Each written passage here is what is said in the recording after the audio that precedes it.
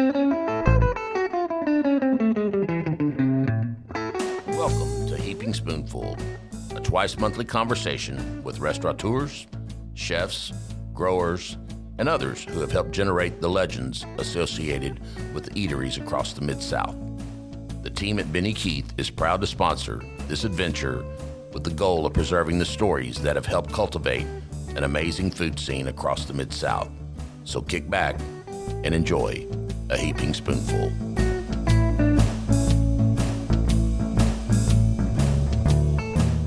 All right, hello everybody out there in podcast land. It is the first or third Tuesday of the month, which means Heaping Spoonful right here at a Benny Keith Studios out in Rose City. My name is Brian McFadden. I am the chef and owner of Brewed and Barley, smack dab in the middle of Argenta, aka Dogtown. I'm super happy to be here. Love this platform.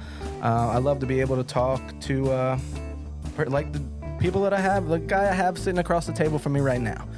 So I was excited about this one, and I feel like I say that every podcast. If you listen, everybody out there is probably like, man, you're excited about everybody you have on. Like, we get it. They're on for a reason.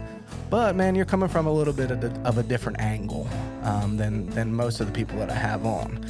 So across the table from me today is Dillon Garcia of Allsopp and Chapple. What's up, buddy? Oh, not much. I appreciate you coming on today. Well, pleasure to be here.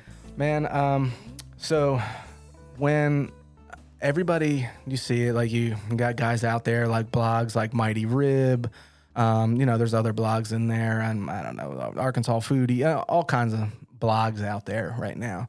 And one of the biggest questions on a lot of those blogs that gets posted monthly is like, okay, if you have friends or family come in from out of town, where do you want to go? Where are you going to take them and be like, you got to check this out? And me, being the narcissist that I am, I'm like, I scroll and just see if anybody says Brewed and Barley.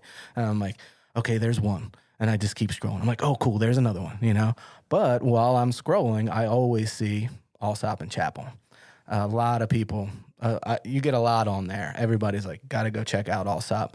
But not just for the food, man. Obviously, you have James Hale over there, formerly of the Grumpy Rabbit. He's an amazing chef. I follow him. I've never met him in person before. But I follow him often. But not only just for food, but for your bar, man. Oh, yeah. Yeah, and you got a lot going on over there. So you're the GM over there at Allsopp, but you are a mixologist. Yes, that's where I got my big roots in the restaurant industry from. So. Oh, yeah. Now, are you from Arkansas? Yeah, I was born and raised in Jacksonville. Oh, so not far. No, just hop, skip, and a jump. Nice. Are you still in Jacksonville now? Oh, no, I'm in Little Rock. I hate getting on the interstate. Yeah. I'm with you. I'm not a highway guy, man. No. Yeah, not at all. Not at all. But before we dig into what you have going on now, let's talk a little bit about how you came up. Like, was restaurant business, was mixology, bartending, was this always a forefront for you? I would say restaurants, yes. As far as what part of the restaurant I ended up with kind of, changed a little bit over the years as I got into them and realized what it was that my actual passion was. But I always had a passion for restaurants growing up because I grew up very poor. Now, I made my mother cry before when I told her she did a good job of not letting us know how poor we were. But in hindsight, you look back and you realize, oh, wow, we were not great. But eating out was not something we got to do a lot. And so when we did, it was the coolest thing ever. I mean, even if, at that time it was going to Olive Garden or a Chili's. And, in Jacksonville, there was nothing like that great to eat. So it was a whole big ado to get up, go to North Little Rock, go to the Olive Garden. And I mean, it was just my favorite thing to do ever as a kid, because we didn't get to do it much. And I always was like, I want to work in a restaurant because I want to make other people feel this way and stuff like that. So that's awesome. That's awesome. Did mom do a lot of, so mom did a lot of cooking at home? Oh, no. Oh, no? I actually learned how to cook from a really young age. Mom was not a great cook. And I mean, she could mess up Hamburger Helper.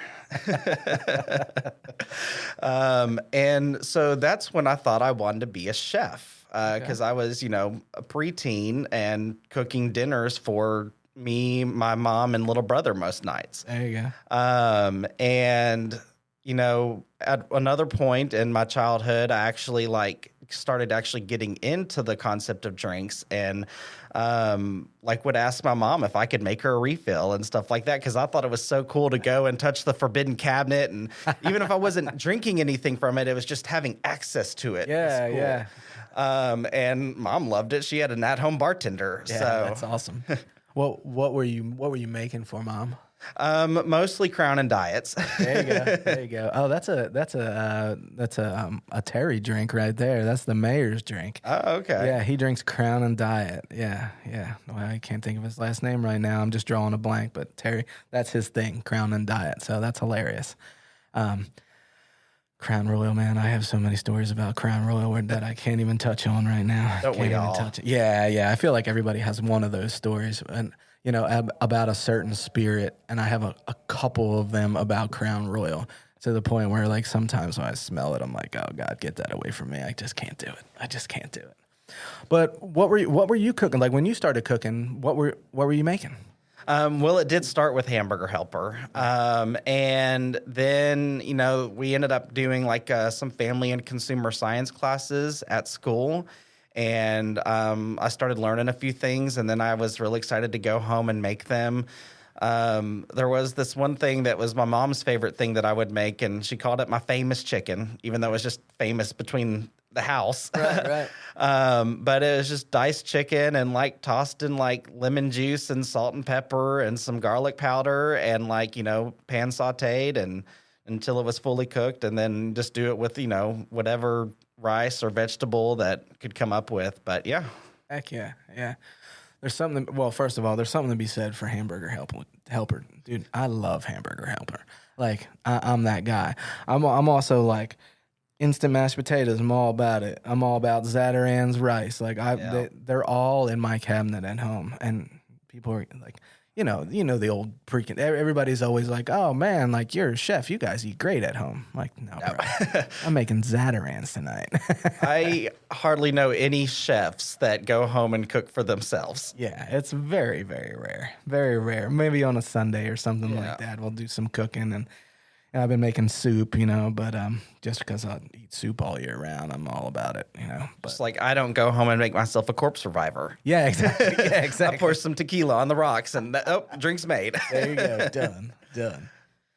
So, all right. So, what was your first restaurant job?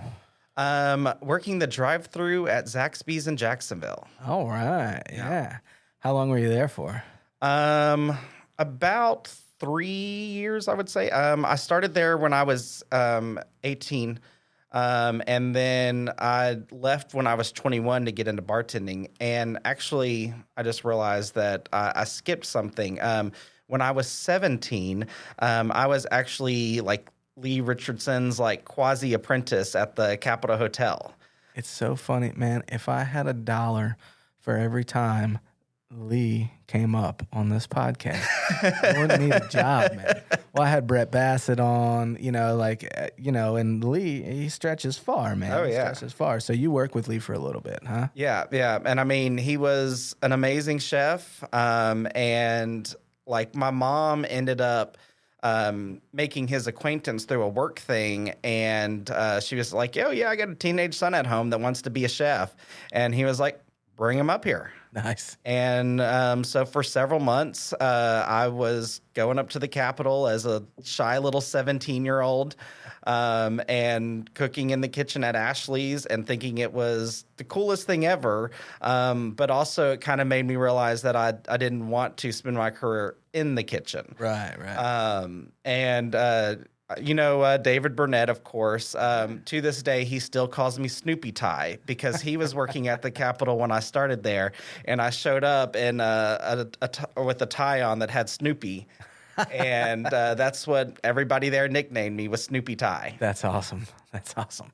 Dave Burnett. I just talked to Dave the other day. He was in town, last year. He was in town. Well, yeah, I would say like a couple months ago. He was in town doing some stuff. Dave Burnett. He's a character, man. Oh yeah, character. Well, now I got to tell him, like, now I'm gonna call him later and be like, I had Snoopy Tie on the podcast today. That's awesome. So you were in the kitchen. You learned a little bit with Lee over there. Now Lee's old school, man. So I'm guessing like he had you doing a lot of knife work, probably, right? Most days I was like giving like a giant, trash can full of potatoes or shrimp and like, well, peel these for the next 10 hours. Yep, there you go. Get them done. I actually ended up cutting my finger, not bad, but a little bit my very first night there. And I was so embarrassed and scared about it that I just like wrapped in a paper towel and like kept it in my pocket the whole night because I didn't want anybody to know that I had cut myself the very first time there. Like, they're never going to let me come back. All part of the business, dude. My first day in the kitchen washing dishes, I was actually washing a china cap, like a big strainer. Chinois. Yeah, well, a lot of like a bigger one, It wasn't like a mesh or anything like that, but it had like this little piece of metal hanging off of it. And yeah, my first day washing dishes, I cut my finger, and like it was like. The boss is looking at me like, who is this kid? And I'm like, it's not my fault, man. It had a piece of metal hanging off of it. It's crazy, though. But that would be something. So you wrapped it up, stuck it in your pocket. Did he eventually figure it out? If anybody found out, they didn't say anything to me. If they noticed, they just kind of like picked up on that I was hiding it and just let me go with it. But I've never heard anything about it, so...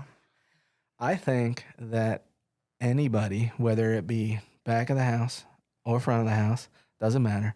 I think everybody should start in the kitchen, at least spend a couple months. That's it, in the kitchen.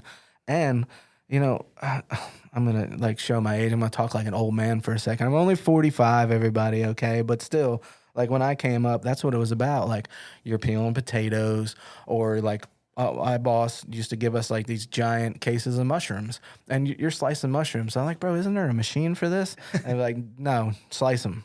You're just sitting there. And, I didn't know at the time, but it's it's like the old Mr. Miyagi type thing. You know what I mean? I'm getting comfortable with using a knife, comfortable with the knife in my hand. That's why I think everybody should start in the kitchen. For sure.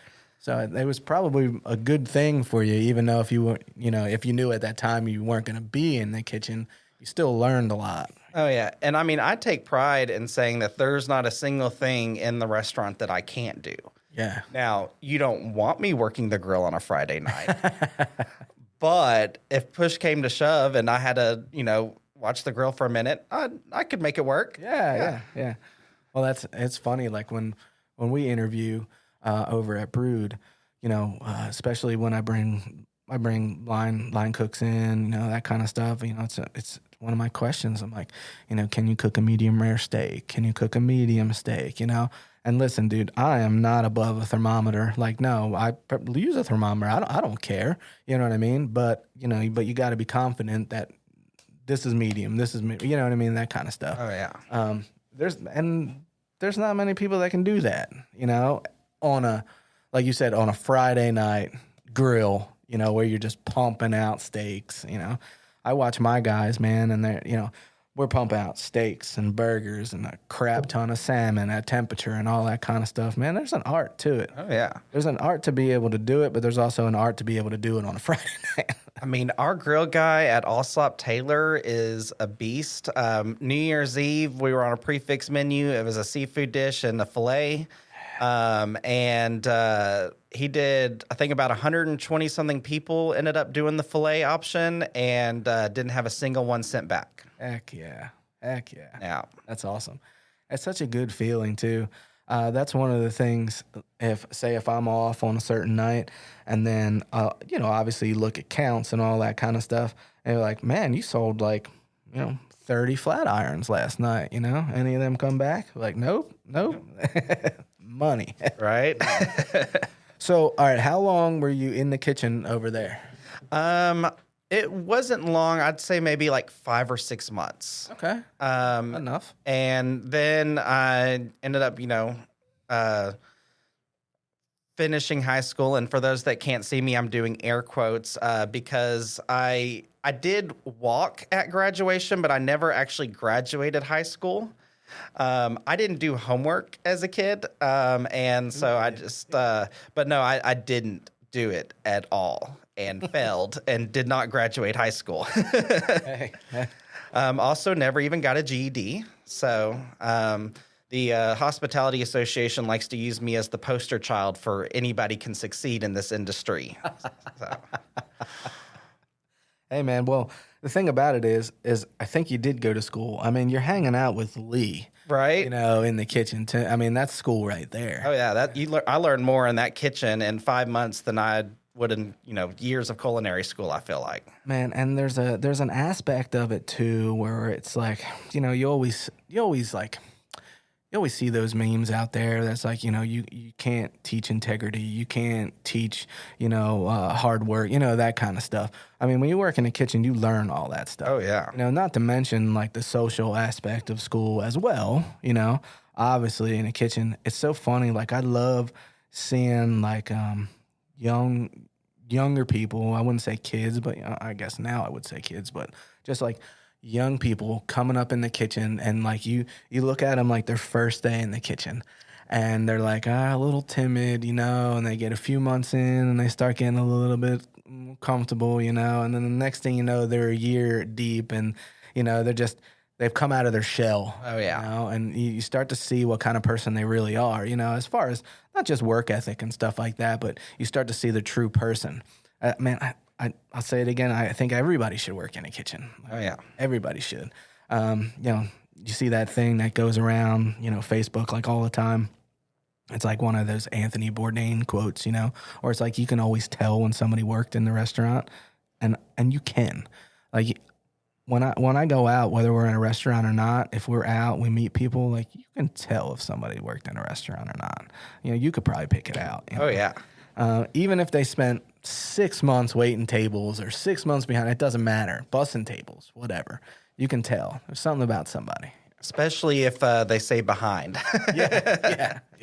I got my kids doing that now too. Oh, good. Yeah.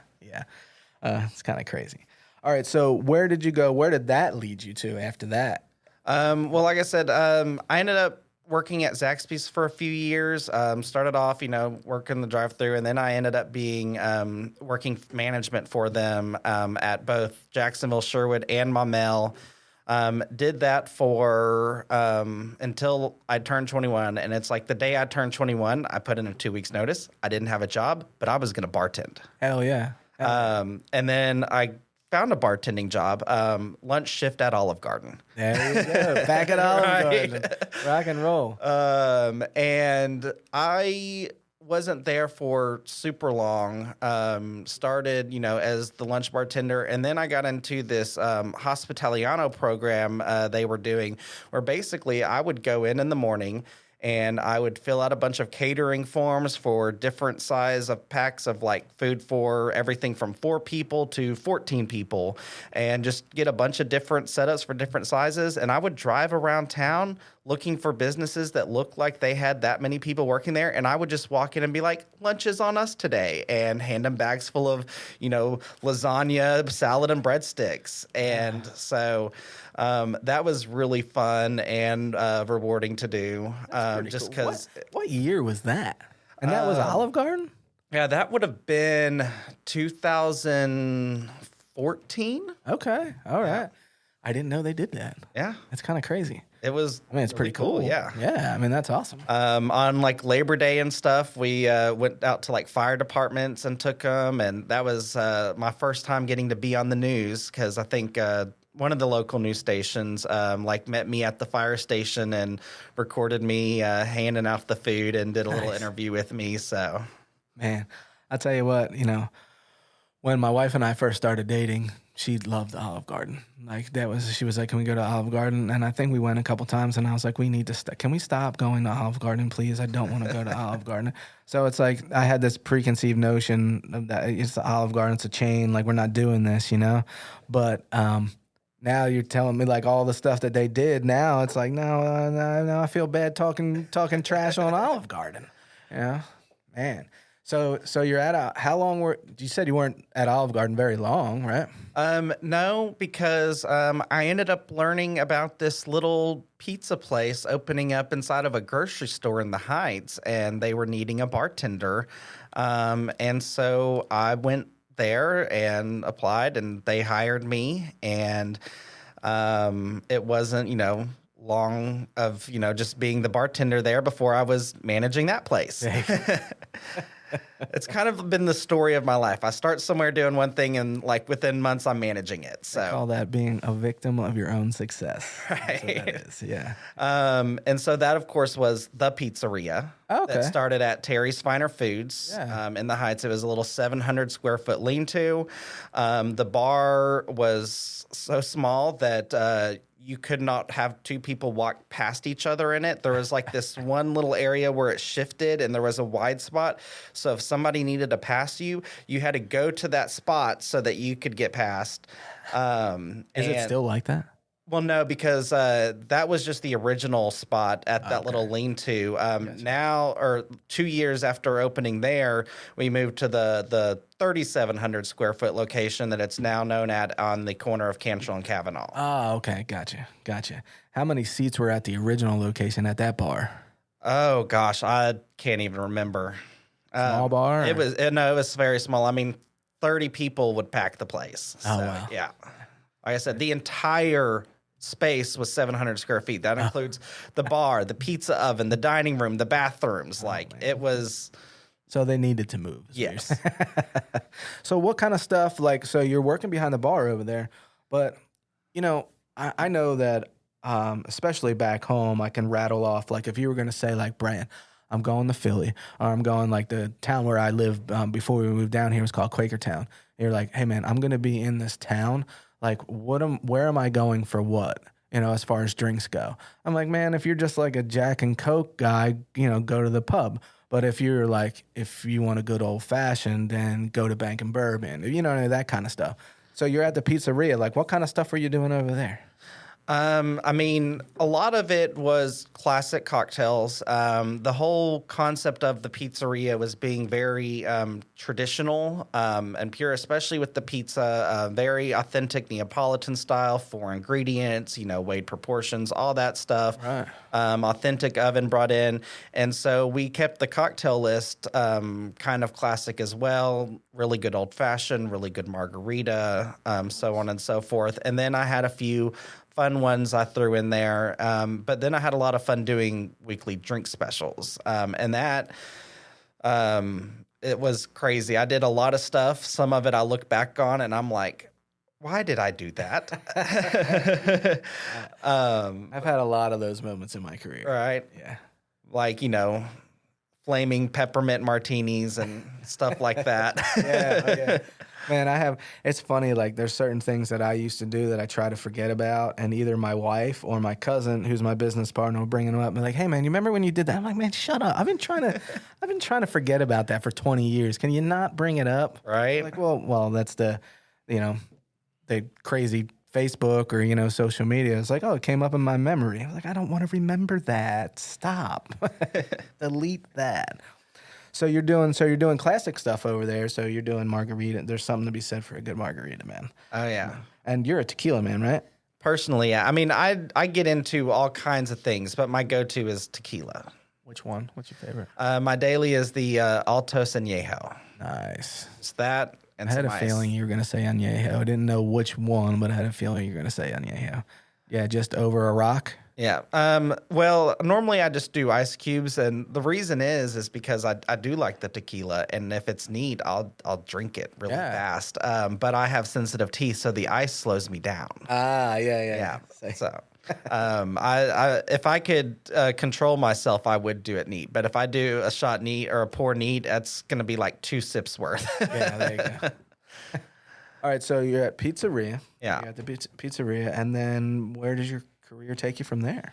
Well, while I was still there, I ended up getting a lot of requests from regulars to bartend house parties. Nice. And that's kind of how my business, Arkansas Mixology Associates, got born, was doing house parties, and I was partnering with other bartenders in the area to do fun events like for businesses and stuff like that. And then that's when I realized that doing bigger events was a lot more fun, easier, and made a lot more money. Yeah. So it kind of, over the years, that has developed where I'm not really doing house parties anymore, but I'm doing the big events like the Arkansas Times Pig and Swig, Tacos and Tequila, the Margarita Fest that's at the convention center and stuff like that, where I just bring a whole team of bartenders with a bunch of batch cocktails, and we sling them all night long, and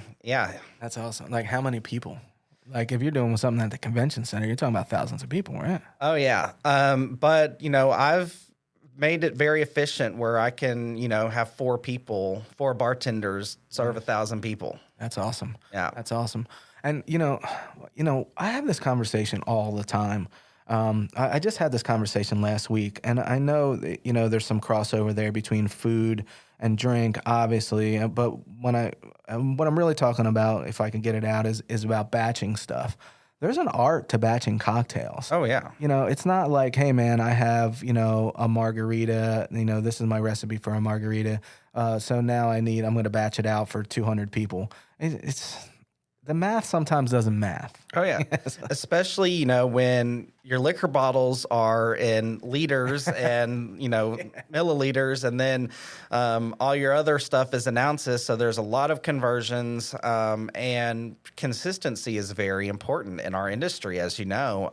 And so you've got to make sure you're, dotting your I's and crossing your T's. Yeah, because if I come into your restaurant and I order a margarita and then I'm like, hey, Dillon, I am doing this party for 100 people and I want to feature your margarita. And you're like, all right, I'm going to batch it. And it's not the same. I'm going to be like, bro, yeah, what's happening here? Exactly. I told everybody about your margarita. What's your favorite cocktail? Oh, gosh. Why do people always ask me that?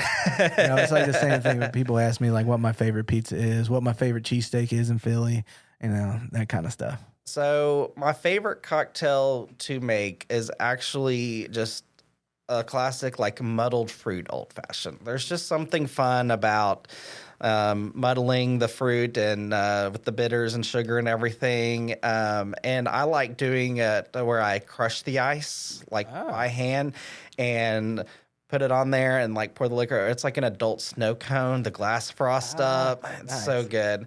My favorite cocktail to drink that's not just tequila would actually probably be gin martini stirred with 2 olives. Now you're speaking my language. Yeah. I'm a gin man. Yeah, I am a gin man. And I celebrate all gin. I mean, if you had to say right now, like, I'm making a gin cocktail and you said, like, what kind of gin you want, I'd probably go with a London Dry. But, man, I celebrate it all, My current favorite gin is Waymar. Have you had them? I have not. They're made in Memphis. So it's really close to us, but it is phenomenal. They have this one that's aged in sherry cask, and that's like my favorite of theirs. Man, I have not had that. You got to check that one out. I have it over there at Allsopp? Yes, I do. I have the original and the sherry one, but they do have a whole line of other stuff as well. Hell yeah. Yeah, man. And I am a straight, like, I don't ever want to be that person, but if I were to go into a place and say like, hey, I just want a dirty martini, and the bartender's like, you want vodka or gin? I'm like, bro, gin. Stop with this vodka stuff, all right? Just gin martini, man. I'm an adult here. I'm 45 years old, all right? I'm not drinking vodka. All right, so you're at the pizzeria. You're doing classic stuff over there. And then where did that take you? Well, I was ended up getting connected with the guys that own Allsopp and Chapple, Jay and Eric, and they were looking for a bar manager. And so I had lunch with them, and I liked what they were doing over there, and it seemed like a really cool place. So I decided to give it a shot. And the cool thing about those two is like they're not restaurant guys. Right. Like right. they just own the restaurant, and they don't act like they know how to run it. So their goal was to find somebody that could do it for them and do it really well. They wanted the best of the best. So it was really nice to kind of have like the autonomy that they gave me. And so I came there as the bar manager, and like 2 months later, they're like, "Hey, do you want to be the GM?" There's a pattern there. Exactly. There's a pattern there. Every place you work, there's a pattern for sure. So, man, I've done it all. I mean, you were bar managing over there. Okay, so what's your bar crew over there? Like, how many people? We run with 2 a night. It's dinner only. We've got 12 seats at the bar, like 75 seats in the dining room, so it's not a huge space. Yeah. I think it's perfect for what you're doing. Exactly. I think so, yeah. And the bar is beautiful, and everybody always talks about your selection that you have over there.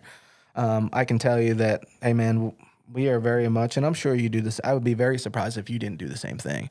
But like when we are out, we are always like, I like the way this bar is set up. It's got a good flow. Like I really like, they have, all their featured stuff. Like you can tell where everything's at. You can find everything really easy. And, being a patron too, I like that, When you first got to Allsopp, what was the style?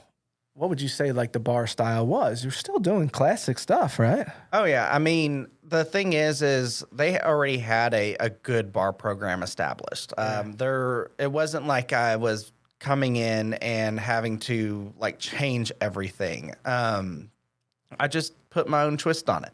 Right.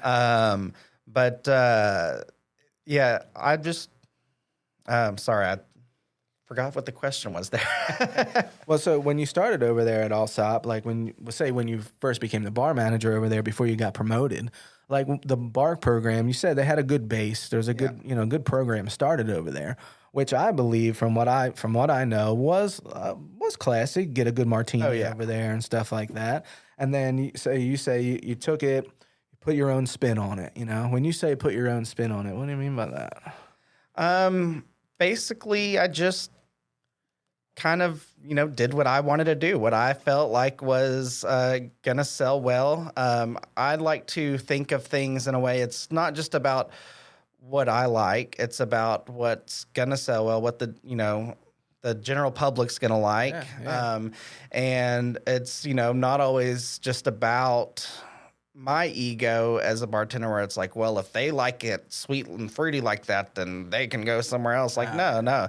Like, you got to have a sweet and fruity drink on the bar. And it's just finding one that is going to satisfy that group of people, but also not embarrass yourself. Yeah.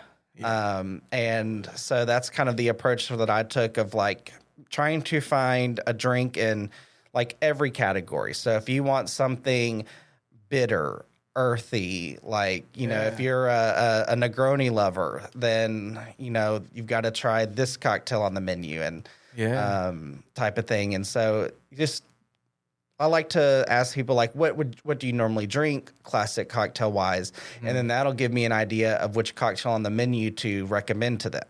Yeah. I'm that person, and I have said it. I had David Hesselbein on, if you know David, he's up there at George's. And we were talking to him. He has an amazing bartender up there in Lauren. And I'm that guy that, and sometimes you would think since I'm in the business, I would be able to read the freaking room and be like, no, Brian, don't do that now. But I'm very much that person that'll sit down at a bar that has a good reputation, especially if it's a bar, like Allsopp or like George's or something like that. I will sit down at the bar. Like if you were behind the bar at Allsopp, even though you probably don't do a whole lot of bartending right now, But if you were behind the bar at Allsopp, I would walk in and be like, Dillon, I'm a gin man. Just make me something, you know? And sometimes, like, my wife would be like, babe, it's really busy right now. Maybe you just order something off the menu, you know? But I'm very much that person. So I love to have a bartender behind the bar that has a passion for it like that and not is just going to throw me a gin and tonic or something. You know? Absolutely. And there's bartenders out there now, which is good. I think, like, I think I'm right by saying this. Like, you started coming up behind the bar at the right time. Like, you were coming up at a good time. You're talking about like 2014, 15, 16. Yeah. Like, that's when, like, classic cocktails were coming back. People are finding better and easier ways to perform those cocktails. Like, I can tell you the guys at my bar, man, are just money. Listen, until I moved to Arkansas, probably, I thought I was a good bartender. And then I met guys like Dave Burnett, like Taylor Clark, like Lauren up there at George's. The cocktail, the mixology game has changed. Oh, absolutely. In such a good way, in such a cool way, you know? The only place that I struggle is sometimes when my bar is getting beat up, a lot of times I can't get back there and help a mother. And it's like pouring wine and pouring beer. We kind of went from blue curacao and pineapple juice being super in and super cool, and now it's things like, you know, Genepi and Amaros and stuff like that. And I'm thankful for it because that actually is way more fun to me to make like really good cocktails and not just something that's, you know, goes down easy. Yeah, exactly. And the other cool part about it, like the other thing that I really love is like when I talk to my guy Taylor, man, I'm just gonna use him because the guy's just so badass. Like, it's like, all right, I'm gonna take this classic cocktail, or not classic. I say classic, but it's an older cocktail. And you mentioned like blue curacao. Like, I want this to be blue, like, air quote, like, I'm going to make my own carousel. You know what I mean? Like, I love that aspect of it too. Or like, I'm going to make my own grenadine, or I'm going to, you know what I mean? Oh, like, for sure. I love that. It's so cool because it's what people started doing in food, you know, so long ago. And I love the fact that it's, you know, it's moved over to the bar scene. I imagine you guys do a lot of that. Oh, I mean, yeah, like our bar, like when we're doing prep, is kind of like a science lab because, I mean, you've got sous vide going, you've got scales and Citric acid. Malic acid, gum arabic, like you've got all kinds of stuff that you're pulling out. Because, like when we want to make a certain flavor for a cocktail, and, you know, it's not something where, you know, we're going to throw a flavored vodka in it or like a Monin syrup. Like, we're not going to do that. We're going to take what we're trying to get the flavor of, and we're going to extract that flavor and make our own syrup. And we do that every week. Man, I would never ask. I don't want any secrets. All right. Like, I don't want any secrets. Like, I don't want to like walk away from this podcast and you know, punch me in the neck and be like, bro, don't ask me that. That's a secret of mine, you know? There's no such thing as a secret with me. Just don't ask a question you don't want the answer to. Makes sense. I know that if you were going to tell me, like, right now, like, all right, Brian, listen, we're going to walk downstairs in Benny Keith Kitchen with Shane down there. And, you know, I got, you know, you got free reign of the place, you know, make me something. You know, if I were to say, all right, Dillon, there's a bar downstairs right now. You can, anything you want to make me. Like, what are you making? Do you have something that you like keep in your back pocket? Because I know I do. Like, I have stuff where if somebody's like, all right, I need something badass right now. Like, I have some stuff that I can pull out that at least I think is badass. Do you have something that you like, it's in your repertoire, it's in your Rolodex that you're like, boom, this is what it is? I definitely have a few depending on the person and what they're into. Knowing you are a gin guy, I would probably go with especially if I had some fresh herbs. Like I would love to do muddle some basil and cucumber together, throw some gin in there, a splash of something semi-bitter, maybe like an Aperol or something like that. Yeah. Top it off with some bubbles. So kind of a really elaborate Aperol spritz. Yeah, I was gonna say like a riff on a spritz. Yeah. Like, yeah. Which classic cocktail that is booming right now. Oh, yeah. Is a spritz. Yeah.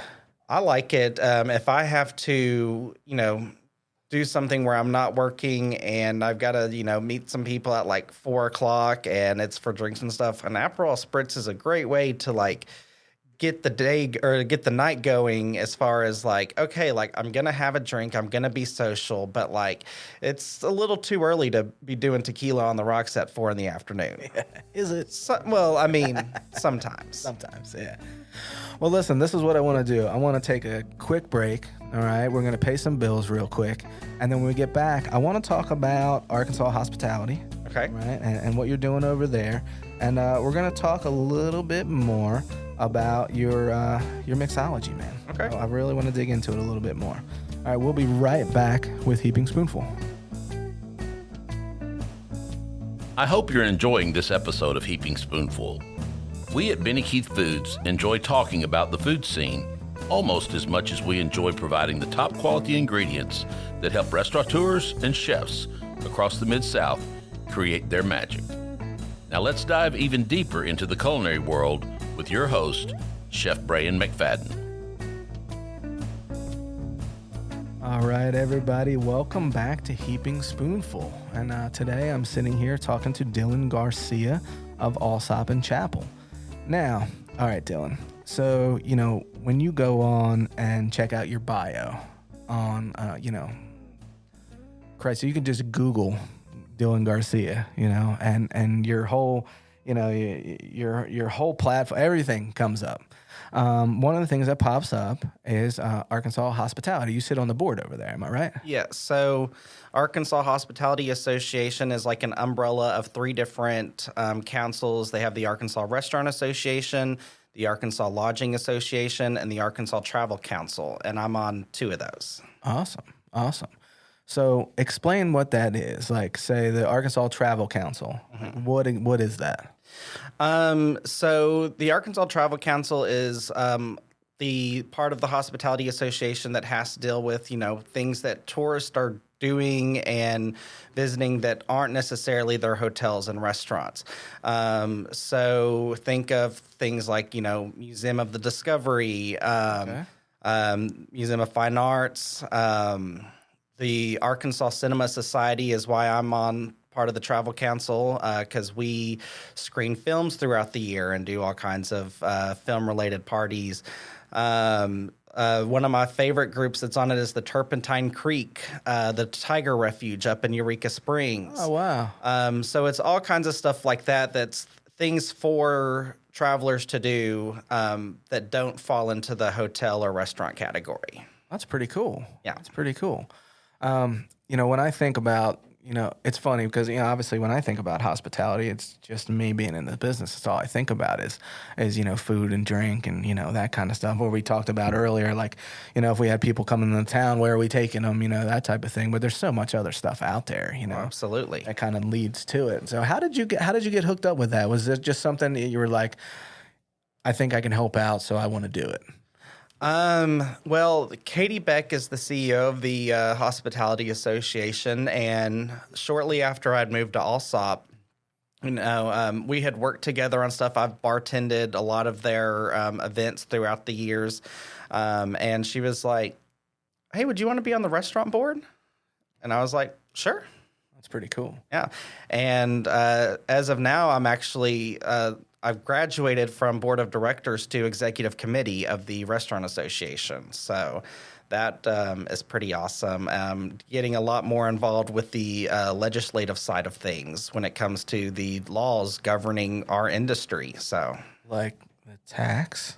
Well, it was definitely something we fight on. But, sometimes, it's an uphill battle, especially getting the right lawmakers on board. But we definitely basically work as a lobbyist representing the industries. And we're at the state capitol. We're fighting this and that and the other. It's always something different. Right. Yeah. It's constantly revolving. It's evolving. So therefore, it's revolving. There's just so much going on there. Oh yeah. As far as the hospitality industry goes, and like you said, man, I mean, it's a long fight, and a lot of people don't get it, And the laws are obviously different everywhere, So me, being down here for 5 years, I had to kind of like relearn all that stuff. It's a lot different than Pennsylvania. Arkansas is a lot different than Pennsylvania as far as the Liquor Control Board and we talk about tax and all that kind of stuff. How many people were on that board? There's quite a bit. I don't know the exact number, but there's I'd probably say 15 to 20 people in each category of the three boards, and they're from all different parts of the state because it does cover the whole state. There's chapters in every corner and even some spots in the middle of the state where they have regular meetings so that it's not everybody having to come to Little Rock or be on Zoom for all of the meetings. But yeah. Right. Meet quarterly. Yeah. That kind of stuff. I sit on the AMP commission right now, with the CVB over there in North Little Rock. And it's on a smaller scale, I'm sure, but I think we talk about all the same stuff, what we can do better, always thinking about what we can do better. How can we get people in the town, doing all the amazing stuff that we have to offer, just getting people here. Absolutely. Which is always a challenge, but I think we're fighting the good fight. I want to touch on too. All right, so I know I'm not gonna say this right, but so you have this business, or you have this mixology, traveling mixologist, or what would you call it? What is it? As far as say if I'm having, you talked about stuff at the convention center, if I were to say Dillon, I'm having this big party, or I'm having this convention, blah blah blah. How do we go about that? If I need bartenders for my event, how do I go about that?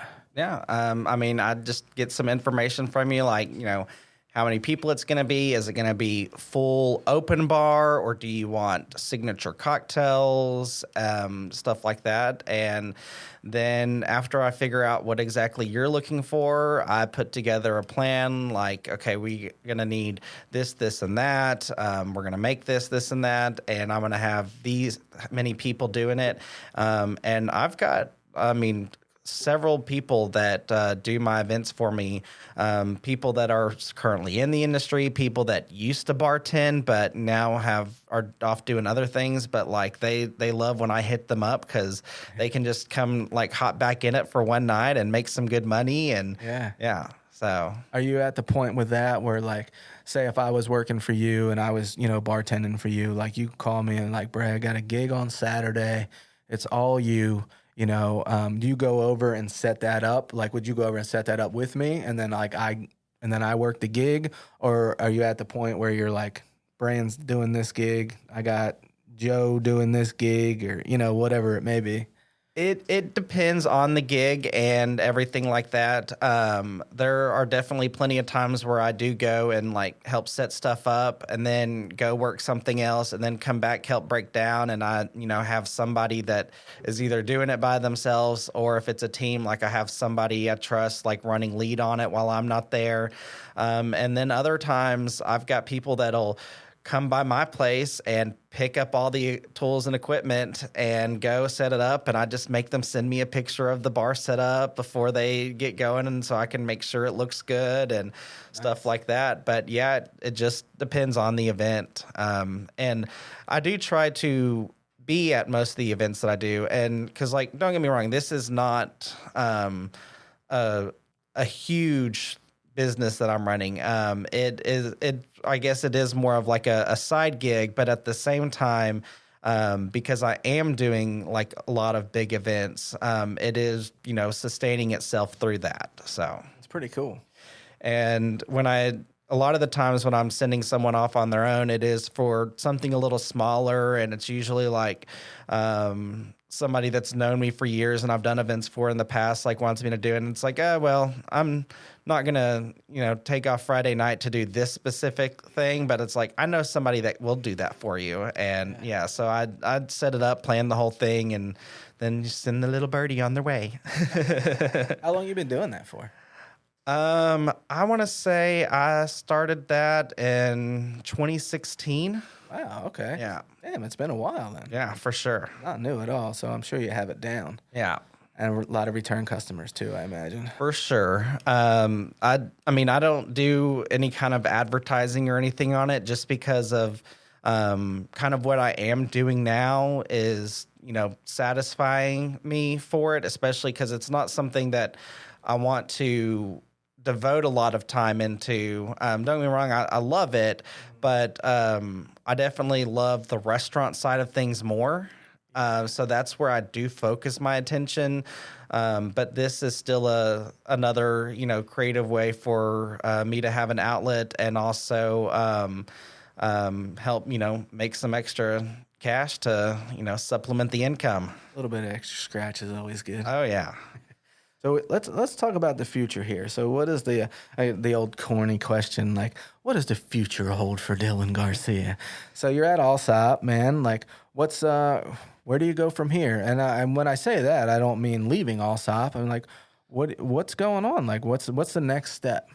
Well, I do love Allsopp and being there and working with James Hell and Jay and Eric. So definitely not having any intention of straying from there. But I would like to see some growth with us. And it's something we do toss around a lot. We've got some good ideas, nothing concrete. Just to put it out there will not be another Allsopp and Chapple. That is a one-off. And it's because if you don't already know, like Allsopp and Chapple was the bookstore in the building where we're at, and it's based off of that bookstore. So we name all the cocktails off of books and stuff like that.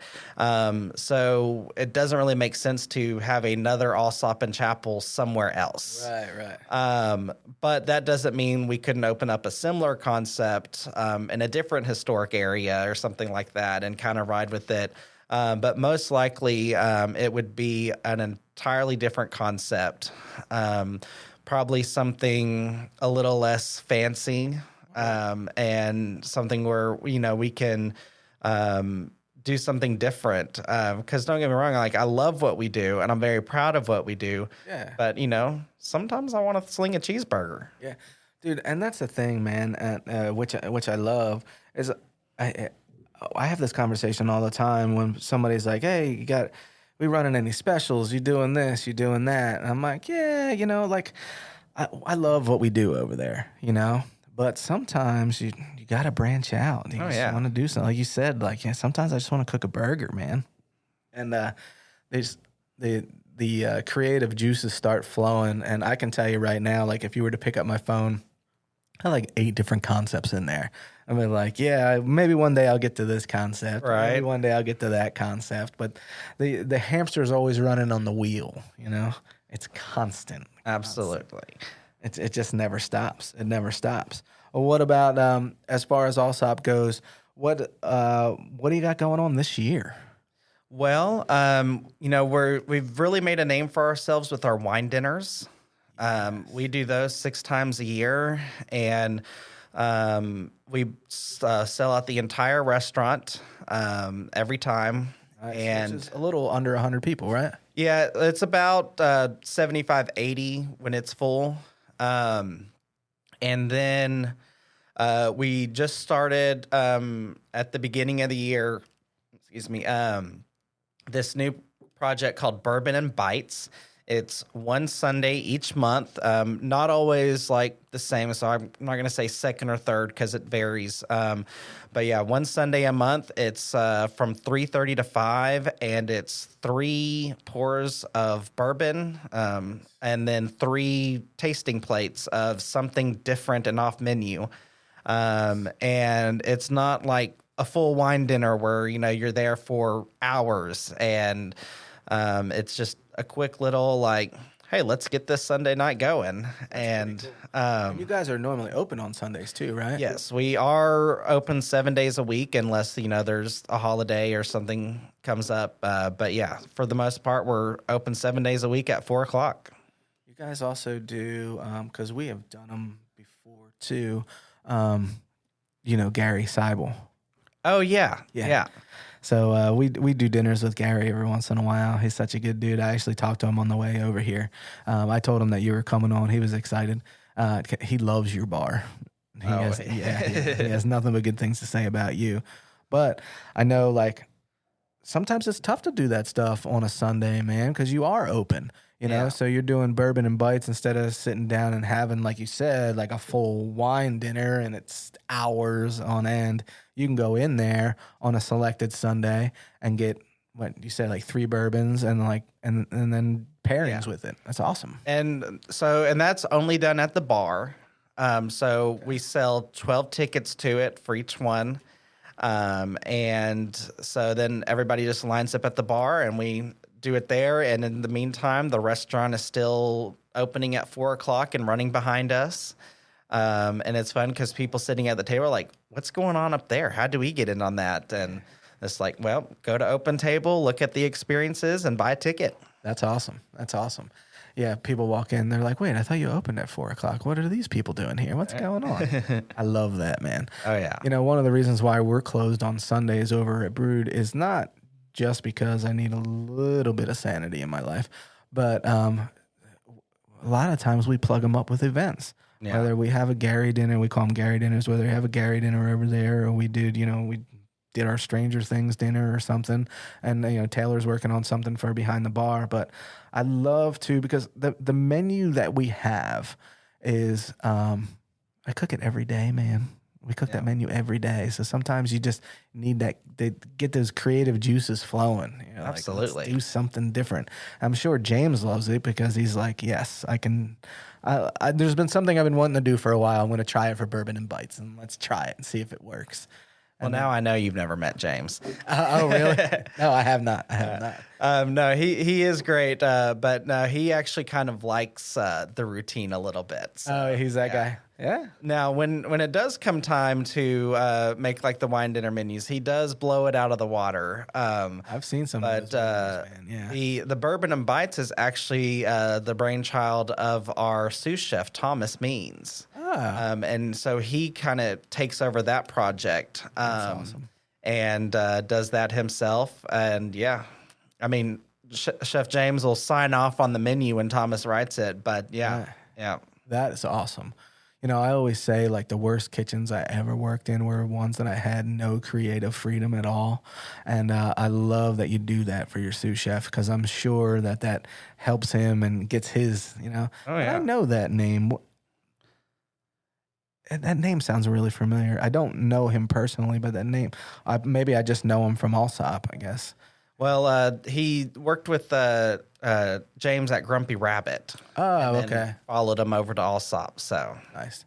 He's a young guy too. Yeah. People see his little baby face and they're like, "That's your sous chef," and I was like, "Yeah, but he's good." Yeah. Don't get in his way. Right. Sous chefs. I have an amazing one right now. But there's something to be said for a good sous chef, man. Oh yeah. And sous chefs are usually the hardest working guy in the kitchen. Absolutely. I shouldn't say guy, the hardest working person in the kitchen. Normally, chef, we spend most of the time anymore on the paperwork side of things. Right. And when I'm on the line and when I can cook, I get really excited. I'm like, yeah, I'm going to be on the line tonight. Oh, yeah. I'm not doing invoices right now. This is cool. I like this. So I'm sure he loves it. Now, I ask everybody this, okay? Everybody that comes on the podcast, I asked about an experience, okay? And what I mean by that is I want you to give me a walkthrough. Like if I said, all right, Dillon, listen, I'm coming in for dinner tonight, okay? I want you to put your best foot forward. Like, I know that if you were to walk into my restaurant and you're like, Brian, do what you want, just go ahead, have at it. I already know in my head what you're going to eat, and I know what you're going to drink. Like, I know it. And sometimes when people come in and they're like, this is our first time, I'm like, oh, I hope they order this, you know? So if I'm walking in to Allsopp tonight, what am I eating? What am I drinking? Like, walk me through that experience. Well, first off, you need to start with a martini. Gin. Yes, gin martini, as it should be. And then you're going to have a goat cheese mousse to start. Hell yeah. And topped with pesto, roasted garlic. It's, we call it goat cheese crack. Nice. I had a table last night actually asked me, they're like, are you sure this is legal?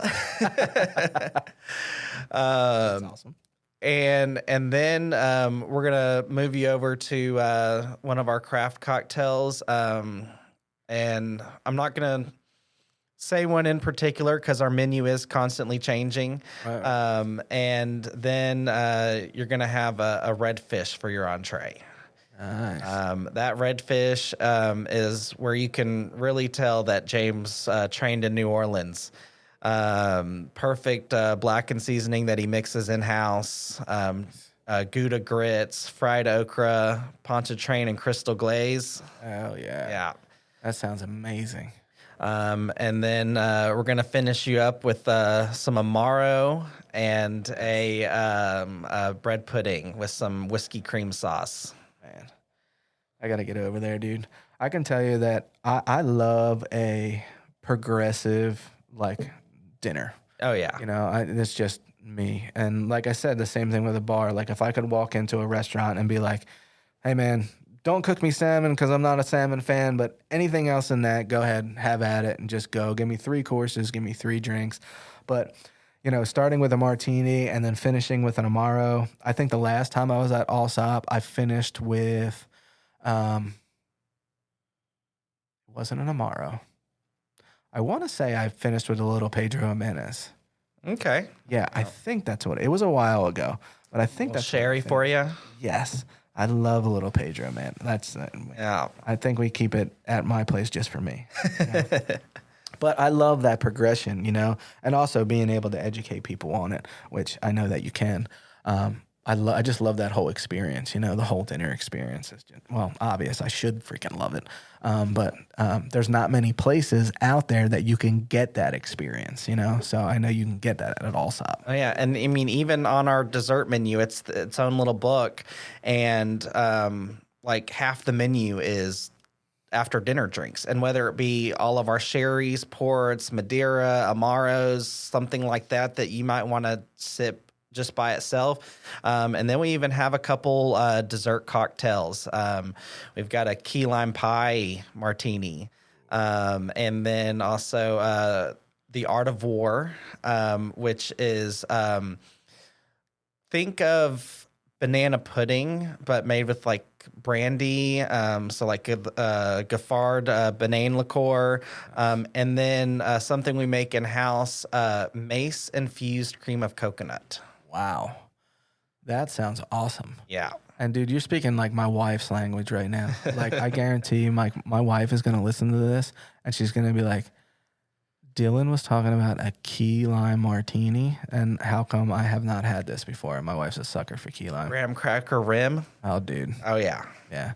So her name is Chrissy, and you're probably going to see her relatively soon. All right. Yeah. I'm going to tell her to come in and say hello. There you go. Yeah, she's going to be all over that. Well, man, I really appreciate you coming in today, dude. Thanks for having me. Yeah, man. And listen, this is another thing that I tell everybody, man. Like, I love to follow progressions of not just restaurants, but people, I got into this business because I love people, and I love this industry so much. That's why I'm just a lucky person to, I think I've said this before, but I think we are lucky to be able to make a living following our passion and doing what we do. But, I'm so lucky to have this platform here to talk to guys like yourself that, like-minded individuals that, we share the same passion. And you were one of the ones that I wanted to have on here. And I'm really happy that you were able to come on today. Well, thank you. And I think that you would really appreciate one of my favorite quotes that I say about the restaurant. We are not just a restaurant. We are an art gallery featuring local artists whose medium is food, drinks, and hospitality. You don't just go out to eat for the meal, but for the experience as a whole, and that's what I seek to provide. Absolutely. And I'm pretty sure that you're doing it. Well, thank you. Absolutely. Absolutely. Well, we're going to check back in a year. Okay. Right? We're going to check back in a year. We're going to see where you're at.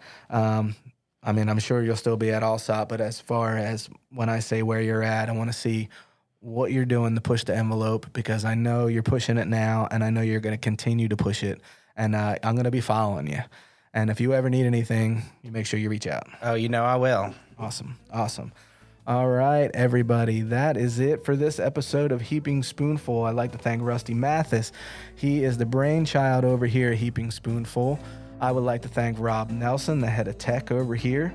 Rob is the guy that makes us sound good. Rob, I have a face for podcasts, So, Rob makes me sound 100 pounds lighter. So that's what he does. So we make sure we take care of Rob. So Rob, thank you. And if you're out there and you want to tell your story, hit us up over here at Benny Keith. I'd love to hear it. If you're interested in coming on the show, let us know. I would really, really like to hear your story and how you came up. You can subscribe to Heaping Spoonful on all the major platforms. We are on Apple. We're on Spotify. Go in there, subscribe to Heaping Spoonful. You'll be notified when new episodes come out. It's great to follow, and it's all free. So that's it for this episode of Heaping Spoonful. We will listen next time. We hope you enjoyed this episode of Heaping Spoonful. On behalf of all of us at Benny Keith Foods, Mid-South Division, please know how much we love connecting you with the legends of the culinary scene and their unique stories. I look forward to the next time we can offer you another Heaping Spoonful.